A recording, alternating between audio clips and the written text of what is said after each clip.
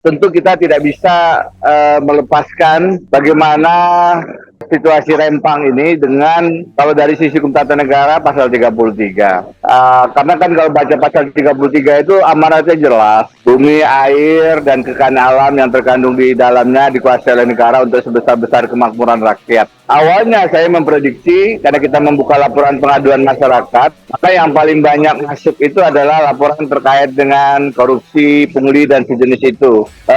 Tapi akhirnya saya sadar bahwa ternyata nomor satu pengaduan yang paling tinggi mengalahkan korupsi yang nomor dua adalah terkait dengan sengketa lahan. Jadi dengan berbagai detail yang berbeda, Rempang yang rempong sekarang itu adalah potret bagaimana kebijakan negara itu sebenarnya menabrak amanat pasal 33 bahwa bumi, air, dan kekayaan alam yang terkandung di dalamnya dikuasai oleh negara itu untuk sebesar-besar kemakmuran rakyat.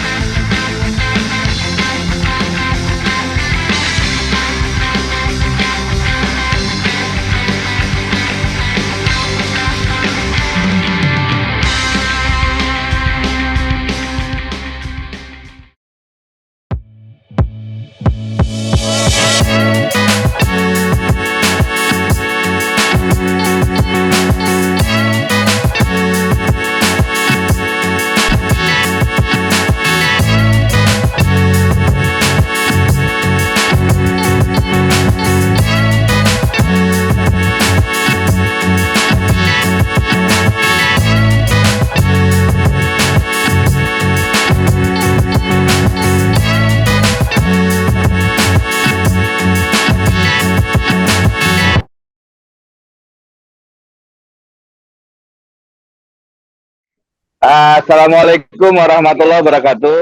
Kalau detail dan faktanya nanti silahkan diulas. Saya ingin memberikan sudut pandang hukumnya, terutama bidang hukum tata negara yang saya pelajari. Yang pasti, saya juga mohon izin kalau background, gambar maupun suara barangkali mudah-mudahan cukup jelas. Kalau tidak jelas, memang saya sedang di Bandara Sydney ini, akan kembali ke Melbourne.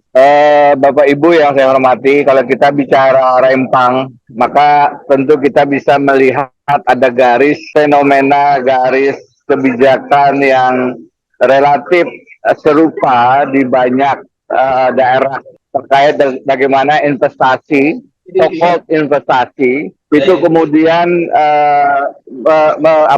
justru menghadirkan problem-problem, bukan hanya problem sosial, legal, tapi yang jauh lebih penting adalah problem esensial dari kemerdekaan kita sebagai bangsa gitu. Jadi tentu kita tidak bisa melepaskan bagaimana situasi Rempang ini dengan kalau dari sisi hukum tata negara pasal 33. Karena kan kalau baca pasal 33 itu amanatnya jelas. Bumi, air, dan kekayaan alam yang terkandung di dalamnya dikuasai oleh negara untuk sebesar-besar kemakmuran rakyat. Bumi di situ bisa bermakna tanah, bisa bermakna lahan, dan kalau kita bicara kondisi sekarang, itulah yang memang paling banyak menghadirkan problem sosial di dalam kehidupan berbangsa dan bernegara kita. Saya ingat betul pada saat diberi amanah di dalam pemerintahan, dalam satu momen saya dengan beberapa kawan ditunjuk menjadi Satgas Pemberantasan Mafia Hukum. Dan awalnya saya memprediksi karena kita membuka laporan pengaduan masyarakat, maka yang paling banyak masuk itu adalah laporan terkait dengan korupsi, pungli dan sejenis itu. Tapi akhirnya saya sadar bahwa ternyata nomor satu pengaduan yang paling tinggi mengalahkan korupsi yang nomor dua adalah terkait dengan sengketa lahan. Nah, sengketa lahan ini banyak irisannya, banyak jenisnya. Kalau di Rempang kita mendengar terkait dengan investasi, terkait dengan proyek strategis nasional, tetapi di banyak daerah itu juga beririsan dengan misalnya lahan, apakah itu lahan sawit, lahan tambang. Saya punya sedikit informasi ya, tidak bisa saya sebutkan nama kliennya, tapi kami mendampingi warga di Kalimantan Selatan, daerah kelahiran saya itu terkait sengketa lahan sawit, sengketa lahan batu bara. Kami juga sedang mendampingi warga di Pulau Wawoni, Sulawesi terkait dengan sengketa tambang nikel. Jadi dengan berbagai detail yang berbeda, Rempang yang rempong sekarang itu adalah potret bagaimana kebijakan negara itu sebenarnya menabrak amanat pasal 33 bahwa bumi, air, dan kekayaan alam yang terkandung di dalamnya dikuasai oleh negara itu untuk sebesar-besar kemakmuran rakyat. Yang terjadi adalah untuk sebesar-besar kemakmuran peng-peng, pengusaha dan penguasa. Ada kolusi di sana dan tentunya kemudian ada bau kuat terjadinya korupsi. Jadi memang kemudian akhirnya dalam banyak kebijakan semacam ini rakyat hanya menjadi korban karena kemudian investasi itu seakan-akan dihadirkan untuk alasan proyek strategis nasional, tetapi pada dasarnya yang dibalik itu adalah upaya untuk saling menguntungkan secara kolutif antara yang punya kewenangan mengurus negara harusnya mensejahterakan rakyat dengan pengusaha yang biasanya mengambil dividen dari relasi kolutifnya dengan penguasa. Jadi kalau di daerah-daerah kaya tambang itu akan terlihat relasi antara penguasa dan pengusaha itu terutama terkait dengan pendanaan-pendanaan politik, pendanaan-pendanaan pemilu, pendanaan-pendanaan pilkada, pendanaan-pendanaan pilpres. Jadi kalau di daerah saya misalnya, yang saya pikir juga bukan tipikal Kalimantan Selatan dan akan sangat bisa dijadikan semacam rumus yang hampir sama di semua daerah. Biasanya kemudian bentuk investasi yang dilindungi oleh penguasa dan dengan menurunkan aparat keamanan yang berhadapan langsung dengan rakyat itu adalah bagian dari transaksi politik karena sebelumnya yang bersangkutan adalah penyumbang dalam pemilu, penyumbang dalam pilpres, penyumbang dalam pilgub, penyumbang dalam pemilihan bupati, dan akhirnya itu berlanjut dengan setelah memerintah pengamanan investasinya kemudian dilakukan walaupun dengan bertentangan dengan amanat pasal 33 untuk sebesar-besar kemakmuran rakyat.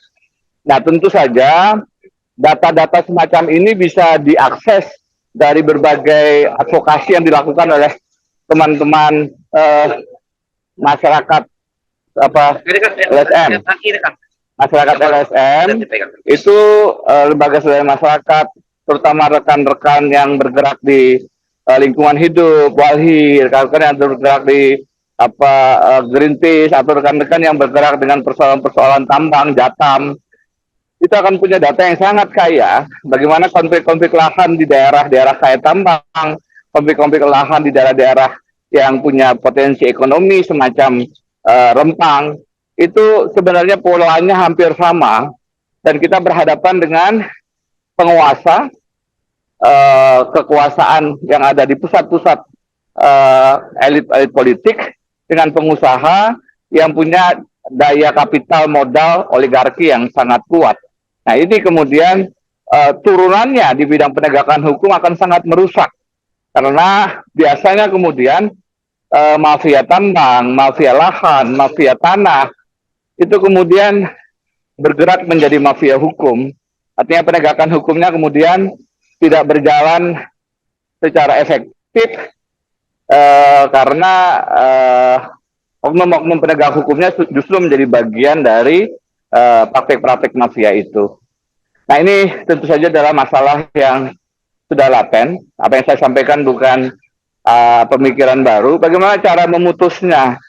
Nah ini yang kemudian selalu menjadi problem yang belum tuntas.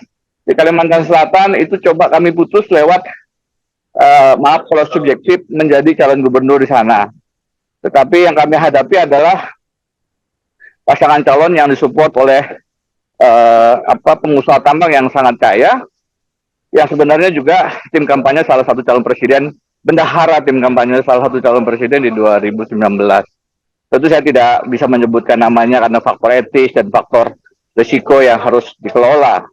Tapi semua orang tahu siapa tim kampanye bendaharanya dan kaitannya dengan Pilpres, kemudian bagaimana kasusnya, dugaan kasus korupsi penggelapan atau suap pajaknya tidak berjalan di KPK dan seterusnya. Nah ini yang saya pikir juga terjadi di Rempang dengan berbagai detailnya yang berbeda, dan karena itu cara memutusnya memang sebenarnya dolar rakyat itu sendiri. Saya selalu mengatakan sekarang yang kita hadapi itu adalah penentangan yang diametral antara demokrasi dolar rakyat dengan duitokrasi dolar duit, yang bagaimana kemudian kekuatan modal kapital itu masuk ke semua sendi kehidupan bernegara, melakukan intervensi terhadap pola pemerintahan, kewenangan yang kemudian berbelok, tidak harusnya melayani, jadi menyakiti, harusnya melindungi rakyat, menjadi menyakiti rakyat, karena kemudian ada aliran-aliran dana yang merusak pembuluh-pembuluh darah keadilan dalam tatanan kehidupan bernegara kita. Itu memblok, saya baru saja bicara dengan dokter jantung ini, memblok aliran darah hingga kemudian menghadirkan serangan jantung. Harus ada bypass, harus ada operasi, bahkan tadi ada tunjukkan ke saya ada orang yang melakukan transplantasi ginjal untuk bertahan hidup. Nah kita sebagai bangsa kelihatannya membutuhkan langkah-langkah tindakan medis yang tidak normal, karena kalaupun kita berharap pemilu saja tidak cukup, karena pemilu kita tidak jarang juga sudah dibajak oleh duitokrasi itu sendiri. Tetapi saya tetap meyakini bahwa menyelamatkan demokrasi adalah dengan memperbaiki kualitas demokrasi itu sendiri. Tentu kita bisa berdebat panjang tentang ini, tapi lagi-lagi kalau di bidang hukum, penyelamatan apa yang terjadi di Rempang tidak cukup hanya dengan penegakan hukum saja yang memang sudah juga terkontaminasi dengan intervensi penguasa yang sudah saling kolutif tadi. Untuk pengantar, saya pikir itu dulu, Bapak Ibu. Ya. Sedikit ya, saya paham tadi nggak berani memutus karena waktu Prof yang sedang di bandara. Tapi sedikit, sekarang ini eksekusi di lapangan kan sedang berlangsung dan bahkan digemburkan tanggal 28 harus segera selesai. Apabila itu tetap dilakukan dan tercerabutlah masyarakat di Rempang sana, kemudian apa yang mesti dilakukan, Prof Dani? Ya kita tidak bisa mengharapkan kepada pendekatan normal dalam artian masyarakat di sana berjuang sendiri. Harus ada perlawanan bersama, perlawanan kalau ada namanya pertahanan rakyat semesta, maka ini pun harus dibangun semacam itu. Saya bukan ingin menjadi orang yang mendorong terjadinya sesuatu perlawanan rakyat yang masif kemudian anarkis, tidak. Tapi bahwasanya ini tidak mungkin dihadapi sendirian oleh masyarakat Rempang, dan kebersamaan di daerah-daerah lain juga harus dimunculkan. Jadi Rempang itu adalah gambaran bagaimana persoalan lahan, keadilan dan kemerdekaan kita direbut oleh perilaku-perilaku koruptif yang sudah juga merusak institusi penegakan hukum kita, KPK, kepolisian dan semuanya itu. Maka rakyat harus melakukan perlawanan yang serentak juga di semua daerah. Menurut saya Rempang bisa menjadi satu titik perlawanan dengan cara-cara yang tetap tidak menjaga cara-cara yang tentu saja harus juga menjadikan situasi yang anarkis, chaos yang kemudian tidak terkendali.